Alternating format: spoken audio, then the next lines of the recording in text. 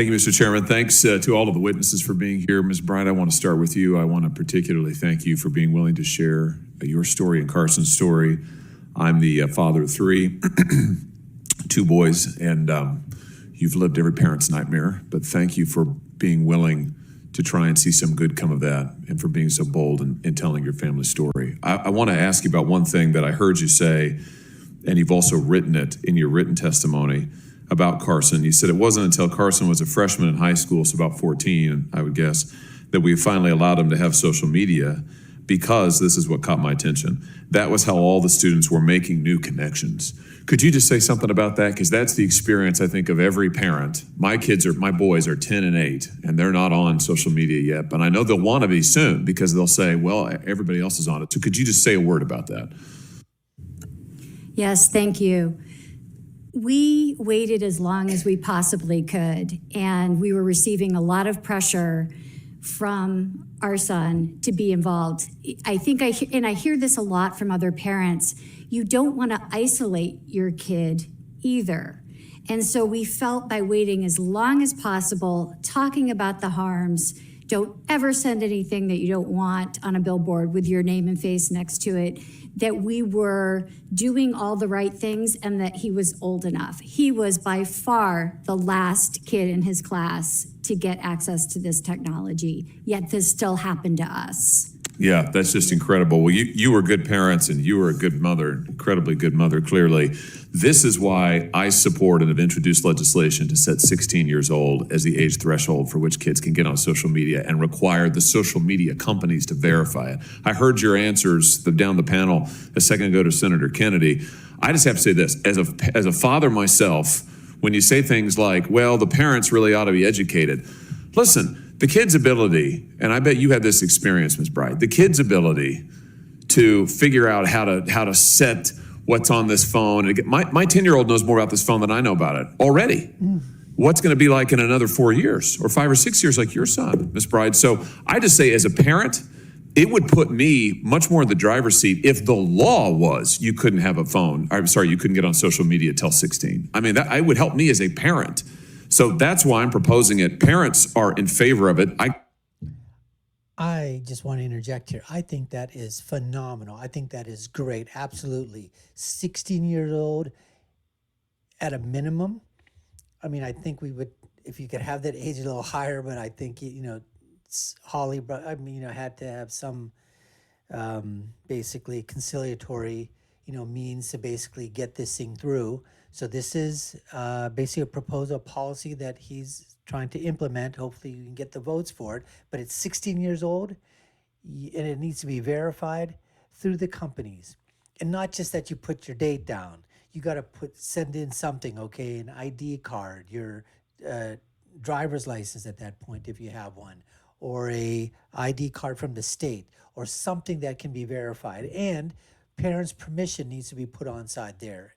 And also with the parent's ID as well, so that it's verified. I mean, they do this with a whole bunch of things already, and that's exactly what needs to be done. So kudos to this for Josh, Senator Hawley, for trying to, at least bring this thing forth and hopefully get a vote on it, and let's go. They're doing something with TikTok already, getting rid of it on federal, phones and federal devices.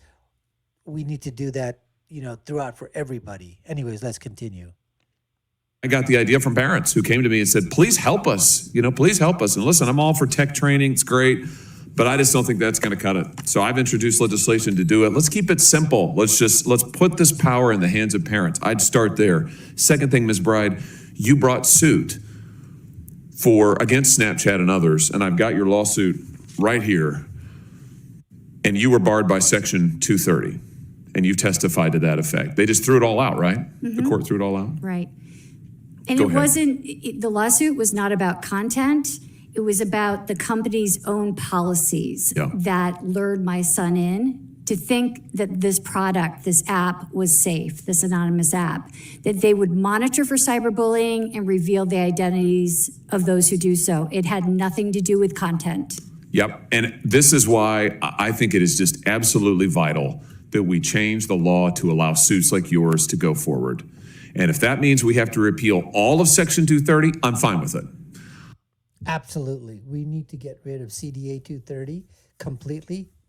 These mega tech companies are operating under this old, basically, definition of, the Community Decency Act 230, saying that, hey, we're just a platform. That's all we are. We don't moderate content. We don't edit content. We don't do anything else. We just allow you to put your stuff up there, and that's all we're a highway. You're the cars, you're the drivers. We're just a highway that we allow you to access on. That's it. Completely untrue. So absolutely, get rid of Section 230. Gut it. Absolutely gut it from there. Let's bring these media tech companies, all right, back to the drawing board and allow parents and users to have the power come back to them in terms of what voices, what statements, what things we can put down there. There'll still be some things that, you're not going to be able to say. That's fine. But as far as creative content, original content, First Amendment freedom rights, that's exactly why 230 needs to be abolished. I'm introducing legislation that will explicitly change Section 230 to allow suits against these social media companies for their own product design, for their own activities, for their own targeting of kids, for them to be sued for that, and it will allow you and every other parent, Ms. Bright, to get into federal court. We will create a federal right of action because here's what I've decided. Listen, I'm a lawyer, former attorney general. I believe in the power of courts, and what I've decided is you can fine these social media companies to death. FTC fined Facebook, $1 billion or something a couple of years ago. They didn't change their behavior at all. They don't fear that. What they will fear, though, is they fear your lawsuit. That's why they fought it so hard. They don't want parents suing them. They don't want to be on the hook for damages, double damages, treble damages. Well, they should be. And if we give the power to parents to go into court and say, we're going to sue you, they will fear that far more than they fear some regulator here in Washington, D.C., who, by the way, is probably looking to get a job with that same company when they rotate off their regulatory panel. Because that's what happens. All the regulators here in D.C., they go to work for these tech companies as soon as they're done here. Well, enough of that. Let's put power into the hands of parents, allow... Just a little bit on that. So see, that's what happens. You work as a regulator because you use that as a stepping stone to get the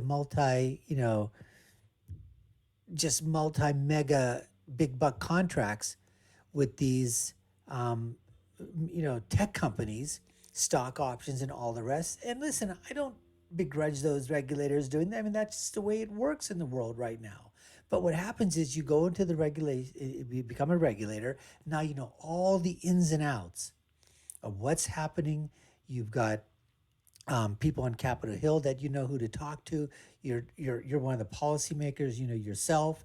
You're basically hobnobbing with the representatives, with the congressmen, congresswomen, Senate, all these people. You're with everybody else that's out there. And what do? As soon as your term is up, these companies are looking for you because now they can bring you on board and they can say, hey, come on over. You were a regulator before. Help us. What's happening?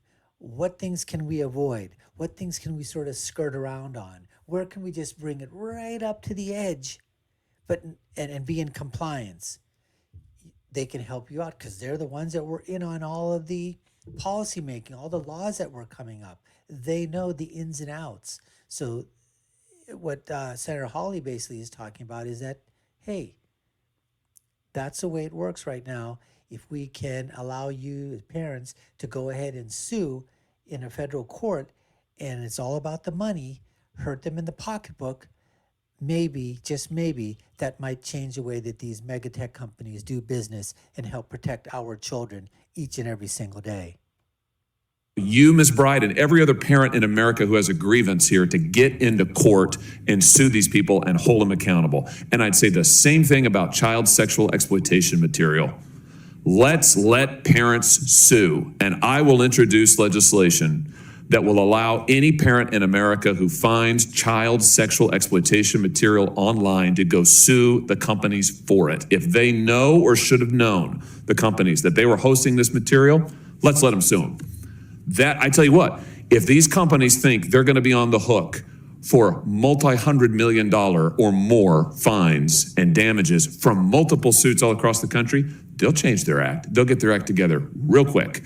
So my view is enough of this complicated regulatory this, regulatory that. Just give the American people and American parents the right to get into court and defend their kids and to defend their rights. And if we do that, I think we'll see real results. Last thing, Mr. Chairman, I know I'm going long here, but I just want to say this. We have these hearings every so often. I love these hearings. They're great. Everybody talks tough on the companies. And then later on, watch, we'll have votes in this committee, real votes.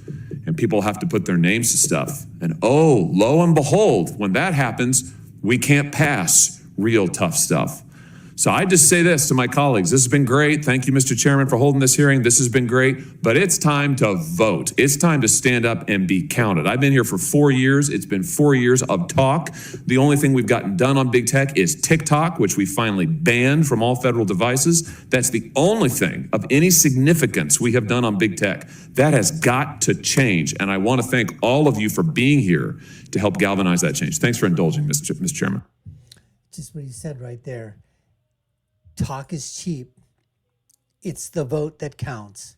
And as Senator Hawley just said, the only thing they were able to do was get TikTok off of, illegal to have TikTok. You can't download it on a federal device, for federal workers. Okay, that's for them. What about for the children? What about for, again, those, kids? They don't know what's going on. They don't know how the harm that social media can bring. It bring a lot of good. Tremendous amount of good, education, communication, all that, but it also has its pitfalls, and we have to try to minimize those pitfalls as much as we can for our children so that we don't have instances and circumstances and those awful stories of children just being cyberbullied and then causing children to commit suicide or to go into depression or to have all sorts of other, learning disability problems and all the rest, the whole basket, that occurs there. So this is all great. We have a champion here, Josh Hawley, and some others, obviously in the Senate and in the House of Representatives. We just need to be on them all the time. We need to tell our senators, we need to tell our congressmen, hey, look, this is what we want. Vote on these bills. We'll be watching you to make sure that you do protect our children when these laws are put before you, and to come out of committee and to vote on them. Anyways, we appreciate you taking the time to watch. You've been watching the Dr. Nasir Shaikh Show. I've been your guest host. My name is Dr. Shaikh. And if you haven't done so already, hit that subscription bell. Go ahead and smash that notification bell as well. Like, share, and follow us. Put your comments down below. Let us know what you think. And I'll leave you with my final thought, which is, when you're right, you're right. And when you're left, you're wrong. We'll see you again next time, folks. Take care and stay safe.